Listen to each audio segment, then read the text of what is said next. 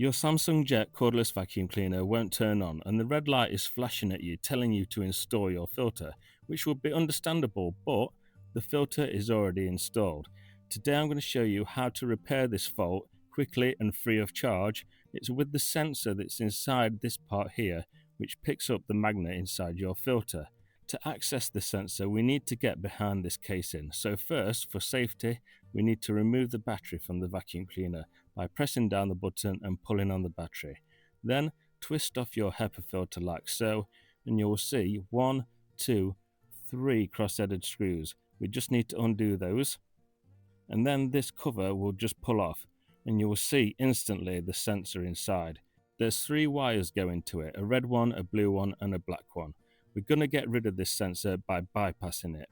First we need to cut the wires, and then we need to get the red wire, and we're just isolating that from everything else. So just fold it over, get some electrical tape and wrap it around it, and we'll come back to that in a second.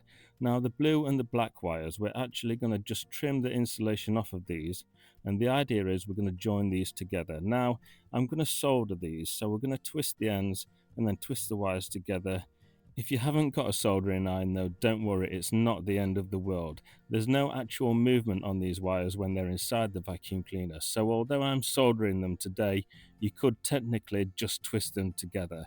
And then get some electrical tape or some heat shrink wrap, and we're just wrapping it around it just to insulate the wires that we've joined together so we can tuck them away just out of sight totally, okay?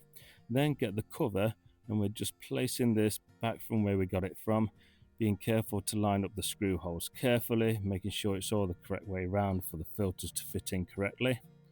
And then tighten up your 3 screws, get your HEPA filter, and that just twists to lock on like so, and then we can put the battery back on, so the battery just slides back into position and then clicks to lock. Now before we put the bin back on the vacuum cleaner, a strong word of warning from me. Just because we've done this repair doesn't mean we can't have this filter installed. We must keep the filter installed at all times, okay? If you don't, you will totally destroy your vacuum cleaner.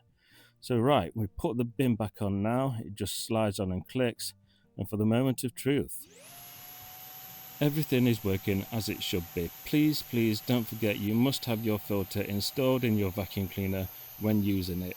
This video has helped you save £300 by simply removing this tiny little sensor. If you found this video helpful, please don't forget to drop me a nice thank you in the comments and to like the video. You can subscribe to my channel, and the next video is one that YouTube has chosen for you.